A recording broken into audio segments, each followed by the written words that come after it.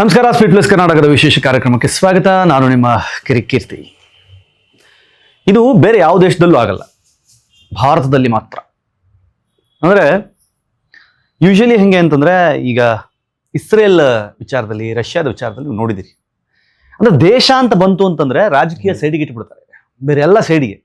ದೇಶ ಮೊದಲು.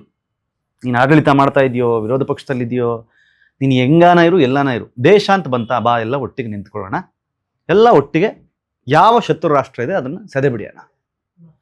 ಇಲ್ಲಿ ಎಂಥ ದುರಂತ ಅಂತಂದರೆ, ನಮ್ಮ ದೇಶದಲ್ಲಿ ಯಾವುದಾದ್ರೂ ಒಂದು ಘಟನೆಗಳು ನಡೆದರೆ, ಫಾರ್ ಎಕ್ಸಾಂಪಲ್ ಇದರ ಆರಂಭ ಪಹಲ್ಗಾಂವ್ ಘಟನೆಯಿಂದ ಶುರು ಮಾಡೋಣ. ಪಹಲ್ಗಾಂವ್ನಲ್ಲಿ ಉಗ್ರರು ಬಂದು 26 ಜನರನ್ನು ಕೊಂದು ಹೋದರು. ಅಲ್ಲಿದ್ದ ಸಾಕ್ಷಿಗಳು ಹೇಳಿದ್ರು, ಯಾರ ಗಂಡನನ್ನು ಕೊಂದ್ರೋ, ಯಾರ ಅಣ್ಣನನ್ನು ಕೊಂದ್ರೋ, ಯಾರ ಪ್ರೇಯಸಿಯನ್ನು ಕೊಂದ್ರೋ, ಅಂದರೆ ಪ್ರಿಯತಮನನ್ನು ಕೊಂದ್ರೋ, ಅವ್ರು ಹೇಳಿದ್ರು ಬಂದು, ಇಲ್ಲ ಧರ್ಮ ಕೇಳಿ ಹೊಡೆದ್ರು ನಮ್ಮನ್ನು, ಚಡ್ಡಿ ಬಿಚ್ಚಿ ಧರ್ಮ ನೋಡಿ ಹೊಡೆದ್ರು, ನಮ್ಮನ್ನು ಶೂಟ್ ಮಾಡಿದ್ರು, ನನ್ನ ಕಣ್ಣೆದುರುಗಡೆ ಕೊಂದ್ರು, ನಮಗೆ ಕಲ್ಮಾ ಓದ್ಲಿಕ್ಕೆ ಹೇಳಿದ್ರು. ಇದೆಲ್ಲ ಗೊತ್ತಿದ್ದು ಅಲ್ಲಿದ್ದವರು ಬಂದು ಸಾಕ್ಷಿ ಹೇಳಿ ಮಾಧ್ಯಮದ ಎದುರುಗಡೆ ವರದಿಯನ್ನು ಕೊಟ್ಟರು ಸಹಿತ ರಾಜಕಾರಣಿಗಳು, ವಿರೋಧ ಪಕ್ಷದಲ್ಲಿದ್ದವರು ಹೇಳ್ತಾರೆ, ಇಲ್ಲ ಅವ್ರು ಹಂಗೆ ಹೇಳೇ ಇಲ್ಲ, ಧರ್ಮದ ಆಧಾರದ ಮೇಲೆ ಉಗ್ರರು ಹೊಡೆದಿದ್ದೇ ಅಲ್ಲ. ಅಂದರೆ ಅಲ್ಲಿದ್ದ ಸಾಕ್ಷಿಗಳು ಹೇಳಿದ್ದು ಸುಳ್ಳು, ಇವರೆಲ್ಲೋ ಕೂತ್ಕೊಂಡು ಟಾಯ್ಲೆಟಲ್ಲಿ ಕೂತ್ಕೊಂಡು ಓದಿ ಅದನ್ನು ಇಲ್ಲಿ ಬಂದು ಸ್ಟೇಟ್ಮೆಂಟ್ ಕೊಟ್ಟರೆ ಅದು ನಿಜ ಅನ್ನುವ ಹಾಗೆ ಡಬಲ್ ಸ್ಟ್ಯಾಂಡರ್ಡ್ ಹೇಳಿಕೆಗಳನ್ನು ಕೊಡುವಂತಹ ಇಂತಹವರು ಇರೋದು ನಮ್ಮ ದೇಶದಲ್ಲಿ ಮಾತ್ರ. ಅದಾಯಿತು.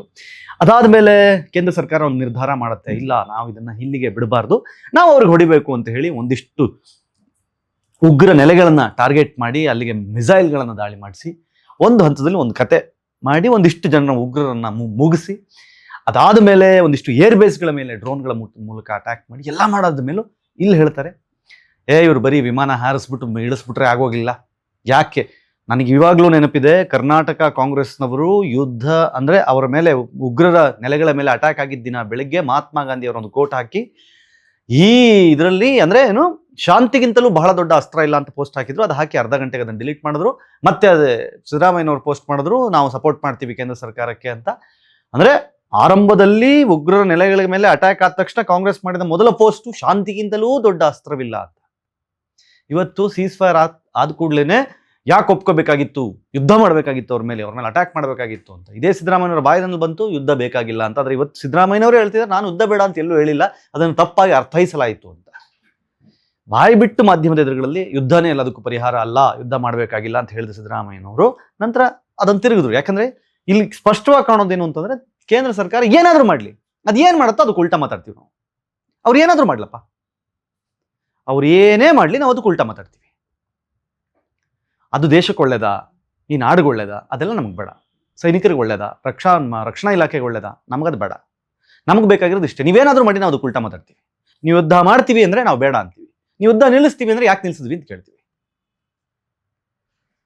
ನೀವು ವ್ಯಾಪಾರ ಟರ್ಕಿ ಜೊತೆಗೆ ಮಾಡಿದ್ರೆ ಯಾಕೆ ಮಾಡ್ತೀರಾ ಅಂತ ಕೇಳ್ತೀವಿ, ನಿಲ್ಲಿಸಿದ್ರೆ ಯಾಕೆ ನಿಲ್ಲಿಸ್ತೀರಾ, ಚೈನಾ ಜೊತೆಗೂ ನಿಲ್ಲಿಸಿ, ಅಮೆರಿಕ ಜೊತೆಗೂ ನಿಲ್ಲಿಸಿ ಅಂತ ಕೇಳ್ತೀವಿ. ಒಟ್ಟಲ್ಲಿ ದೇಶ ಉದ್ಧಾರ ಆಗಿಬಿಡಲ್ಲ ನಾವು. ನಿನ್ನೆ ಶಹಬಾಜ್ ಶರೀಫು ಪಾಕಿಸ್ತಾನದ ಪ್ರಧಾನಮಂತ್ರಿ ಅಲ್ಲಿನ ಒಂದು ಕಾರ್ಯಕ್ರಮದಲ್ಲಿ ಖುದ್ದಾಗಿ ಹೇಳಿದ್ದಾರೆ, ಅವತ್ತು ರಾತ್ರಿ 2:30ಕ್ಕೆ ನನಗೆ ಮುನೀರ್ ಅಂದರೆ ಅಲ್ಲಿನ ಜನರಲ್ ಫೋನ್ ಮಾಡ್ಬಿಟ್ಟು ಮುನೀರ್ ಹೇಳಿದ್ರು, ಪಾಕಿಸ್ತಾನದ ಭಾರತದ ಮಿಸೈಲ್ಗಳು ಪಾಕಿಸ್ತಾನಕ್ಕೆ ನುಗ್ಗೋಕೆ ಶುರು ಮಾಡಿದೆ, ನಮ್ಮ ಏರ್ ಬೇಸ್ಗಳ ಮೇಲೆ ಭಾರತದ ಮಿಸೈಲ್ಗಳು ಅಟ್ಯಾಕ್ ಮಾಡ್ತಾ ಇದೆ ಅಂತ 2:30 ರಾತ್ರಿ ನಿದ್ದೆಯಿಂದ ಎಬ್ಬಿಸಿ ನನಗೆ ಹೇಳಿದ್ರು ಅಂತ ಹೇಳಿ ಪಾಕಿಸ್ತಾನದ ಪ್ರಧಾನಿ ಹೇಳಿದ್ರು ಸಹಿತ ಇಲ್ಲಿನ ರಾಜಕಾರಣಿಗಳು ಒಪ್ಕೊಳ್ಳೋಕೆ ರೆಡಿ ಇಲ್ಲ. ಇಲ್ಲ, ಹಾಗೆಲ್ಲ ಮಾಡೇ ಇಲ್ಲ. ಹೇಳ್ತೀನಲ್ಲ, ಇವರ ಮನೆಯ ಹಿತ್ತಲೊಳಗಿನ ನುಗ್ಗಿ ಇವರಿಗೆ ಆ ಮಿಸೈಲ್ ನುಗ್ಗಿದ್ರು ಇದು ನೀವೇ ಹೊಡೆದಿರೋದು ಅಂತ ಏನು ಗ್ಯಾರಂಟಿ ಇದೆ ನಮ್ಗೆ ಹೇಳಿ, ಇದು ಪಕ್ಕದ ಮನೆಯವ್ರು ಹೊಡೆದಿರ್ಬೋದು ಅಂತ ಹೇಳುವಂತಹ ರಾಜಕಾರಣಿಗಳಿರುವ ಈ ದೇಶದಲ್ಲಿ ಏನು ಮಾಡ್ತೀರಿ? ಅಲ್ಲ, ಇದೇನು ಹೊಸದಲ್ಲ ಸಾಕ್ಷಿ ಕೇಳೋದು. ನಿಮಗೆ ಅವಾಗ ಏರ್ ಸ್ಟ್ರೈಕ್ ಮಾಡಿದಾಗಲೂ ಸಾಕ್ಷಿ ಕೇಳಿದ್ರು, ಉರಿ ಅಟ್ಯಾಕ್ ಆದಾಗಲೂ ಸಾಕ್ಷಿ ಕೇಳಿದ್ರು, ಮರಕ್ಕೆ ಗುಂಡು ಹೊಡೆದು ಬಿಟ್ಟು ಬಂದ್ಬಿಟ್ರು, ಇವರು ಏನೂ ಮಾಡಿಲ್ಲ ಅಂತಂದರು. ಆಮೇಲೆ ಕ್ರೆಡಿಟ್ ತಗೊಳ್ಳೋ ಬರ ಹೆಂಗಿದೆ ಅಂತಂದರೆ, 71ರ ಯುದ್ಧದಲ್ಲಿ 93,000 ಯೋಧರನ್ನ, ಅಂದರೆ ಪಾಕಿಸ್ತಾನದ ಯೋಧರನ್ನ ಮಂಡಿಗಾಲಲ್ಲಿ ಕೂರಿಸಿದ ಭಾರತದ ಸೇನೆ ಏನಿದೆ ಅದು ಸೇನೆ ಅಲ್ಲ. ಅವತ್ತು ಐರನ್ ಲೇಡಿ ಇಂದಿರಾ ಗಾಂಧಿ. ಇವತ್ತು ಪಾಕಿಸ್ತಾನಕ್ಕೆ ನುಗ್ಗಿ ಯಾರು ಏನು ನುಗ್ಗಿ ಹೊಡೆದ್ರು ನೀವು ಯಾಕೆ ಕ್ರೆಡಿಟ್ನ ಮೋದಿಗೆ ಕೊಡ್ತೀರಾ, ನೀವು ಸೇನೆಗೆ ಕೊಡಿ. ಅಂದರೆ ಎಲ್ಲಿಗಿದೆ ಅಂತಂದರೆ, ನಿಮಗೆ ಬೇಕಾದಂಗೆ ಇಷ್ಟೇನಾ, ಹೆಂಗೆ ತಗೋಬೇಕಿತ್ತು, ಈ ಟೈಮ್ POK ನುಗ್ಗಿ ಹೊಡೆದು ತಗೊಂಬಂದ್ಬಿಡಬೇಕಾಗಿತ್ತು. 2008ರಲ್ಲಿ 170 ಜನ ಸತ್ರು ಮುಂಬೈನಲ್ಲಿ. ಏನು ಮಾಡಿದ್ರು ಇವರು? ಮನಮೋಹನ್ ಸಿಂಗ್ ಬಂದ್ಬಿಟ್ಟು ಸೋನಿಯಾಜಿ ಅವ್ರ ಅಂದ್ಬಿಟ್ಟು ಒಂದು ಪ್ರೆಸ್ ಮೀಟ್ ಮಾಡಿಬಿಟ್ಟು ಹೊರಟ್ಬಿಟ್ರು, ಅಷ್ಟೇ ಬಿಟ್ಟರೆ ಏನು ಮಾಡಿದ್ರು ಹೇಳಿ? ಹೆಲ್ಪ್ ಕೇಳಿಕೊಂಡು ಅಮೆರಿಕಕ್ಕೆ ಫೋನ್ ಮಾಡಿದರು, ಒಬಾಮಾಗೆ ಫೋನ್ ಮಾಡಿದರು, ನಮಗೆ ಸಹಾಯ ಮಾಡಿ, ನಮ್ಮ ಜೊತೆಗೆ ನಿಂತ್ಕೊಳ್ಳಿ ಅಂತ. ಇಲ್ಲಿ ಯಾರ ಮಾತು ಕೇಳಿದ್ರೆ ಸಿದ್ದಕ್ಕಿದಂಗೆ ಅಟ್ಯಾಕ್ ಮಾಡ್ಕೊಂಡು ಹೊಡೆಯಕ್ಕೆ ಶುರು ಮಾಡಿದ್ಮೇಲೆ ಪಾಕಿಸ್ತಾನ ಬೆಚ್ಚಬಿದ್ದು ಇವತ್ತು ಸಹಿತ ಒಂದು ಇಲ್ಯೂಷನ್ನಲ್ಲಿ, ಒಂದು ಭ್ರಮೆಯಲ್ಲಿ ಬದುಕ್ತಾ ಇರುವಂತಹ ಪಾಕಿಸ್ತಾನ, ನಾವು ರಫೇಲ್ ಹೊಡೆದು ಬಿಟ್ಟಿದ್ದೀವಿ, ನಾವು ಅದನ್ನು ಹೊಡೆದು ಬಿಟ್ಟಿದ್ದೀವಿ, ನಾವು ಇದನ್ನು ಹೊಡೆದು ಬಿಟ್ಟಿದ್ದೀವಿ. ನಾನು ಈಗಲೂ ಹೇಳೋದು, ಅವತ್ತು 93,000 ಜನ ಪಾಕಿಸ್ತಾನಿಯ ಯೋಧರನ್ನ ಮಂಡಿಗಾಲಲ್ಲಿ ಊರಿಸಿ ನಾವು ಅವ್ರನ್ನೆಲ್ಲ ವಾಪಸ್ ಕಳಿಸಿದ್ವಿ ಅಂತ ಹೇಳ್ತೀವಲ್ಲ. ಇವತ್ತಿಗೂ 1971 ಯುದ್ಧದಲ್ಲಿ ಭಾರತದ 57 ಸೈನಿಕರು ಪಾಕಿಸ್ತಾನದ ಕೈಲಿ ಸಿಗಾಕೊಂಡ್ರು, ಇವತ್ತಿಗೂ ವಾಪಸ್ ಬಂದಿಲ್ಲ. ಇವತ್ತಿಗೂ ವಾಪಸ್ ತರ್ಸಕ್ಕಾಗಿಲ್ಲ ಅವ್ರ ಕೈಲಿ. ಇದಾರೋ ಇಲ್ಲ ಜೀವಂತವಾಗಿ ಅದು ಗೊತ್ತಿಲ್ಲ, ಬಿಟ್ಬಿಡಿ, ಅದು ಹೋಯ್ತು, ಮುಗಿದೋಯ್ತು ಕತೆ. ಬಟ್ ಇವತ್ತು ಒಬ್ಬ ಯೋಧ ಸಿಗಾಕೊಂಡಿದ್ದಾನೆ ಅಂತ ಗೊತ್ತಾದ್ರೂ ಅವ್ನಿಗೆ ಏನು ಮಾಡ್ದಂತ ಸುಮ್ಮನೆ ಕರ್ಕೊಂಬಂದು ಒಳಗಡೆ ಬಿಟ್ಟು ಹೋಗ್ತಾರೆ. ಅದು ಇವತ್ತಿನ ಸರ್ಕಾರಕ್ಕಿರುವ ತಾಕತ್ತು. ನಾನು ಅದನ್ನ ಹೇಳ್ತಿರೋದು, ಅದನ್ನು ಒಪ್ಕೊಳ್ಳೋಕೆ ರೆಡಿ ಇಲ್ಲ. ಸ್ಟ್ರೈಟ್ ಅವೇ ಅವ್ರಿಗೆ ಕ್ರೆಡಿಟ್ ಕೊಡೋಕೆ ರೆಡಿ ಇಲ್ಲ. ಬಟ್ ಅವ್ರು ಏನು ಮಾಡಿಲ್ಲ ಅಂತ ಹೇಳೋದನ್ನ ಬಿಡಲ್ಲ. ಏನಾದರೂ ಆಗಿದೆ ಅಂತ ಹೇಳಿದ್ರೆ ಕ್ರೆಡಿಟ್ ಕೊಡಬೇಡಿ ಅಂತಾರೆ. ಇಲ್ಲ ಅಂತಂದ್ರೆ ಅಲ್ಲಿ ಏನೂ ಆಗಿಲ್ಲ ಅಂತಾರೆ. ಅದನ್ನು ಅವ್ರ ತಲೆ ಕಟ್ಟಿ, ಮೋದಿ ತಲೆ ಕಟ್ಟಿ ಅಂತಾರೆ. ಮಾಡಿಲ್ಲ ಅಂತಂದ್ರೆ ಮೋದಿ, ಮಾಡಿದ್ರೆ ಸೇನೆ. ಆಯ್ತು, ನಮ್ಮ ಸೈನಿಕರ ಬಗ್ಗೆ ನಮಗೂ ಗೌರವ ಇದೆ ರೀ. ಇವತ್ತಿಗೂ ನಾನು ಅದನ್ನ ಹೇಳ್ತೀನಿ, ಮತ್ತೆ ಹಳೆಯ ವಿಡಿಯೋಗಳಲ್ಲಿ ನಾನು ಹೇಳಿದ್ದೆ. ಮೋದಿ ಯಾವತ್ತೂ ಬಂದ್ಬಿಟ್ಟು ಈ ಯುದ್ಧ ಶುರುವಾದ ಮೇಲೆ ಏನಾಗಿದೆ ಅನ್ನೋದನ್ನು ಬ್ರೀಫ್ ಮಾಡಲಿಕ್ಕೆ ಮಾಧ್ಯಮದ ಎದುರುಗಡೆ ಬಂದು ಕೂರಲೇ ಇಲ್ಲ ಮೋದಿ. ಅವ್ರು ಬಿಟ್ಟಿದ್ದು 2 ಹೆಣ್ಮಕ್ಳನ್ನ, ಈ ದೇಶದ ಗಟ್ಟಿಗಿತ್ತಿಯರಿಬ್ಬರನ್ನ ಬಿಟ್ಟಿದ್ದು. ಬನ್ರಮ್ಮ ನೀವು ಹೇಳ್ರಿ ಅಂತ ಅವರು ಬಂದು ಅವಾಗ ಎಲ್ಲಿ ತಗೊಂಡ್ರು ಕ್ರೆಡಿಟ್? ಅವರು ಬರೀ ಪ್ರಧಾನಮಂತ್ರಿ ಆಫೀಸ್ ಒಳಗಡೆ ಮೀಟಿಂಗ್ನಲ್ಲಿ ಮಾತ್ರ ಪ್ರಧಾನಮಂತ್ರಿ ಸೀಮಿತ ಆಗಿದ್ದಷ್ಟೇ ಬಿಟ್ರೆ ಬೇರೆ ಎಲ್ಲಿ ಬಂದರು? ಇವ್ರಿಗೆ ಮಾತೆತ್ತಿದ್ರೆ ಅವ್ರು ಪ್ರೆಸ್ ಮೀಟ್ ಮಾಡಬೇಕು, ಅವ್ರು ಅಲ್ಲಿಗೆ ಬರಬೇಕು, ಅವ್ರು ಇಲ್ಲಿಗೆ ಬರಬೇಕು, ಅವರು ಪಹಲ್ಗಾಮಿಗೆ ಬರಲಿಲ್ಲ, ಅವರು ಪಕ್ಷದ ಸಭೆಗೆ ಬರಲಿಲ್ಲ. ರೀ, ಡಿಪಾರ್ಟ್ಮೆಂಟ್ ವೈಸ್ ಏನಕ್ಕೆ ಮಂತ್ರಿಗಳು ಮಾಡಿಸಿದ್ ಕೂರ್ಸಕ್ಕೆ? ಅವ್ರೇನು ಕೋತಿ ಆಡ್ಸಕ್ಕ ಕುಣಿಸಿದಾರ ಅವ್ರನ್ನ? ರಕ್ಷಣಾ ಮಂತ್ರಿ, ಗೃಹ ಮಂತ್ರಿ, ವಿದೇಶಾಂಗ ಸಚಿವ, ಏನಕ್ಕೆ ಇರೋದವರೆಲ್ಲ? ಎಲ್ಲದನ್ನೂ ಪ್ರಧಾನಮಂತ್ರಿಗಳೇ ಬಂದು ಕೂತ್ಕೊಂಡು ಮಾಡೋದಾದ್ರೆ ಮಾನಿಟರ್ ಮಾಡ್ಬೋದು ಅಷ್ಟೇ. ಎಲ್ಲದಕ್ಕೂ ತಾನೇ ಬಂದು ಕೂತ್ಕೊಳ್ಳೋಕ್ಕಾಗಲ್ಲ. ಇದೆಲ್ಲ ಅರ್ಥ ಆಗಂಗಿದ್ರೆ ಕಥೆಗಳು ಬೇರೆ ಇತ್ತು. ನಾನು ಹೇಳ್ತಾ ಇರೋದು, ಈ ಮೊಂಡು ರಾಜಕಾರಣಿಗಳು, ಅದರಲ್ಲೂ ನಮ್ಮ ಕರ್ನಾಟಕದ ಕೆಲವು ಸಚಿವರಂತೂ ತಲೆಯಲ್ಲಿ ಏನು ಇಟ್ಕೊಂಡಿರೋ ಗೊತ್ತಿಲ್ಲ. ಪ್ರೆಸ್ ಮೀಟಿಗೆ ಬರ್ತಾರೆ, ಪತ್ರಕರ್ತರ ಹತ್ರನೂ ಬಯಸ್ಕೊತಾರೆ, ಬೇಕಾಬಿಟ್ಟಿ ಬಾಯಿಗೆ ಬಂದಿದ್ದ ಡೇಟಾಗಳನ್ನು ಹೇಳ್ತಾರೆ. ಅದು ಸುಳ್ಳೋ ಸತ್ಯನೋ ಕೇಳ್ಕೊಳಕ್ ಹೋಗಲ್ಲ.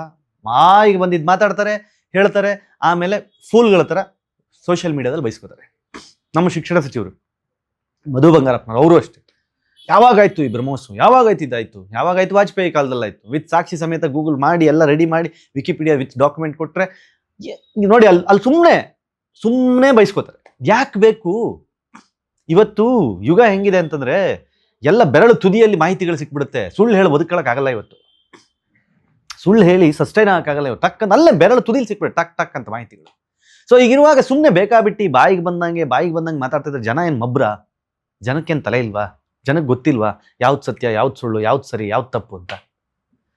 ನಾನು ಹೇಳ್ತಾ ಇರೋದು, ರಾಜಕೀಯ ಕಾರಣಕ್ಕೋಸ್ಕರ ಇವತ್ತು ಒಬ್ಬರನ್ನ ಓಲೈಸುವ ನಿಟ್ಟಿನಲ್ಲಿ ನೀವು ಎಷ್ಟೇ ಪ್ರಯತ್ನ ಪಟ್ಟರೂ ಸಹಿತ ಬಹುಪಾಲು ಜನಕ್ಕೆ ನೀವೇನು ಮಾಡ್ತಾ ಇದ್ದೀರಿ ಅನ್ನೋದ್ರ ಅರಿವಿದೆ. ನೀವು ಏನು ತಪ್ಪು ಮಾಡ್ತಾ ಇದ್ದೀರಿ ಅನ್ನೋದು ಅವ್ರಿಗೆ ಗೊತ್ತಿದೆ. ಅವರಿಗೆಲ್ಲಾದರೂ ನೀವು ಮಾಡ್ತಿರೋದು ದೇಶ ವಿರೋಧಿ ಅಥವಾ ದೇಶಕ್ಕೆ ಮುಳುವಾಗುವಂತಹ ವಿಚಾರ ಅಂತ ಗೊತ್ತಾದ್ರೆ ಇದೆಯಲ್ಲ, that will be very disastrous for any party. ಈ ದೇಶ ಎಂಡ್ ಆಫ್ ದ ಡೇ ದೇಶದ ಪರವಾಗಿ ನಿಂತ್ಕೊಳ್ಳೋದಷ್ಟೇ ಬಿಟ್ರೆ ಬೇರೆ ಯಾವುದಕ್ಕೂ ಬರಲ್ಲ. ಜಗತ್ತಲ್ಲಿ ಯಾವುದಾದ್ರೂ ಒಂದು ಧರ್ಮ ದೊಡ್ಡದ, ದೇಶ ದೊಡ್ಡದ ಅಂತ ಕೇಳಿದ್ರೆ ದೇಶನೇ ದೊಡ್ಡದು ಅಂತ ಹೇಳುವ ಒಂದು ಧರ್ಮ ಇದ್ರೆ ಅದು ಹಿಂದೂ ಧರ್ಮ. ಸೊ ಹಾಗಾಗಿ ಬಹುಪಾಲು ಹಿಂದೂಗಳಿರುವ ಈ ನೆಲದಲ್ಲಿ ಯಾರನ್ನೋ ಮೆಚ್ಚಿಸುವ ಭರದಲ್ಲಿ ದೇಶಕ್ಕೆ ಮಾರಕವಾಗುವಂಥ ಹೇಳಿಕೆಗಳನ್ನು ಕೊಡೋದು, ಆರ್ಮಿಗೆ ಮಾರಕವಾಗುವಂಥ ಹೇಳಿಕೆಯನ್ನು ಕೊಡೋದು, ದೇಶದ ಪ್ರಧಾನಿಗಳಿಗೆ ಟಾರ್ಗೆಟ್ ಮಾಡಬೇಕು ಅನ್ನುವ ಕಾರಣಕ್ಕೆ ಕೊಡುವ ಹೇಳಿಕೆಗಳು ಪಕ್ಷವನ್ನು ಮುಳುಗಿಸದೇ ಇರಲಿ, ನಿಮ್ಮ ರಾಜಕೀಯ ಭವಿಷ್ಯವನ್ನು ಮುಳುಗಿಸದೇ ಇರಲಿ ಅನ್ನೋದಷ್ಟೇ ನಮ್ಮ ಒಂದು ಕೋರಿಕೆ, ಮನವಿ. ನಿಮ್ಗೇನು ಅನ್ಸುತ್ತೆ ಕಮೆಂಟ್ ಮಾಡಿ ಹೇಳಿ. ನೋಡ್ತಾ ಇರಿ ಸ್ಪೀಡ್ ಪ್ಲಸ್ ಕರ್ನಾಟಕ. ಇದು ನಿಮ್ಮಿಂದ ನಿಮಗಾಗಿ, ನಿಮಗೋಸ್ಕರ. ಮತ್ತೆ ಸಿಗ್ತೀನಿ. ನಮಸ್ಕಾರ. Speed plus Karnataka.